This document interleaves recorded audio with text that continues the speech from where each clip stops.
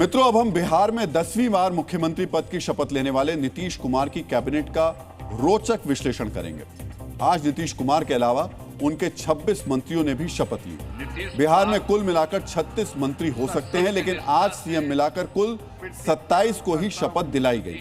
यानी मंत्रियों के 9 पद फिलहाल खाली हैं, जिन्हें बाद में शामिल किया जा सकता है। नीतीश की मौजूदा कैबिनेट में एनडीए गठबंधन की सभी 5 पार्टियां यानी बीजेपी, जेडीयू, लोक जनशक्ति पार्टी, हिंदुस्तानी अवाम मोर्चा और राष्ट्रीय लोक मोर्चा के मंत्री बने हैं।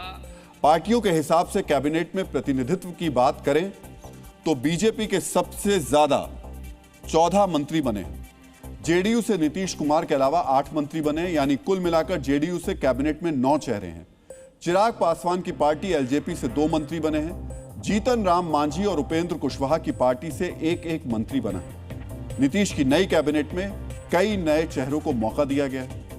बीजेपी की तरफ से 7 नए मंत्री बने हैं, तो एलजेपी की तरफ से दोनों मंत्री नए चेहरे हैं। वहीं एक नए मंत्री उपेंद्र कुशवाहा की पार्टी से हैं। इस तरह कुल 10 नए चेहरों को मंत्री बनाया गया है, जबकि जेडीयू ने सभी पुराने चेहरों को ही मौका दिया है। यानी मंत्रिमंडल में जेडीयू की ओर से नया प्रयोग करने की कोशिश नहीं की गई। नीतीश की कैबिनेट में परिवारवाद की एंट्री भी हुई है। जीतन राम मांझी के बेटे संतोष कुमार सुमन पहले से मंत्री थे। अब उपेंद्र कुशवाहा के बेटे दीपक प्रकाश भी मंत्री बन गए हैं। खास बात यह है कि दीपक प्रकाश फिलहाल विधानमंडल के किसी भी सदन के सदस्य नहीं है। उन्हें 6 महीने के अंदर विधानसभा या विधान परिषद का सदस्य बनना होगा। कहा जा रहा है कि दीपक प्रकाश को एनडीए कोटे से एमएलसी बनाया जा सकता है।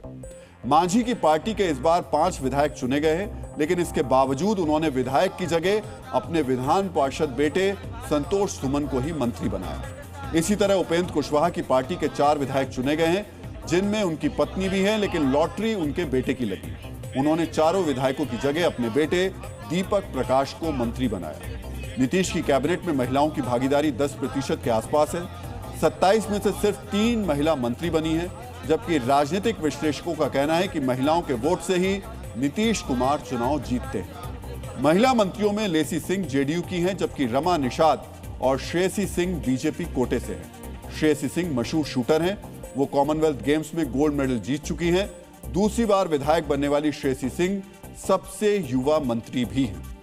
नीतीश कैबिनेट के अमीर मंत्रियों की बात की जाए तो बीजेपी कोटे से मंत्री बनी रमा निषाद सबसे अमीर हैं। उनके पास लगभग 32 करोड़ की चल अचल संपत्ति है। वहीं सबसे कम संपत्ति वाले मंत्री की बात की जाए तो वो एलजेपी के संजय पासवान हैं, जिनके पास केवल 22 लाख की संपत्ति है। वहीं मुख्यमंत्री नीतीश कुमार की कुल संपत्ति 1 करोड़ 64 लाख है। उनके बैंक खाते में सिर्फ 60,811 रुपए जमा है और उनके पास सिर्फ एक कार है। आपराधिक मामलों की बात करें तो नीतीश की नई कैबिनेट के 9 मंत्रियों के खिलाफ केस चल रहे हैं। इनमें बीजेपी के नितिन नवीन के खिलाफ सबसे ज्यादा 5 केस हैं। नीतीश कैबिनेट के जातीय समीकरण की बात भी जरूरी है, क्योंकि कहा जाता है कि बिहार में चुनाव जीतने और सरकार चलाने के लिए जातीय समीकरण दुरुस्त रखना जरूरी है। नीतीश की नई कैबिनेट में जातीय आधार पर संतुलन साधने की पूरी कोशिश की गई है। इस बार नीतीश कैबिनेट में 5 दलित, 4 राजपूत, 3 कुशवाहा और वैश्य, 2 यादव, कुर्मी, निषाद और भूमियार मंत्री बने। वहीं ब्राह्मण, कायस्थ, चंद्रवंशी और मुस्लिम समाज से एक मंत्री बने।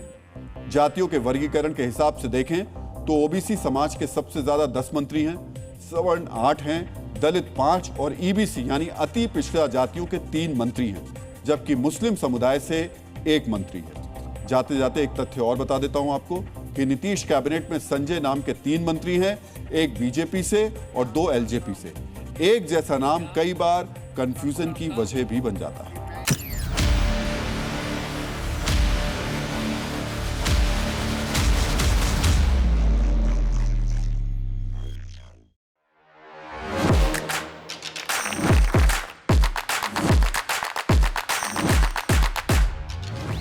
Please welcome Dr. Subhash Chandra.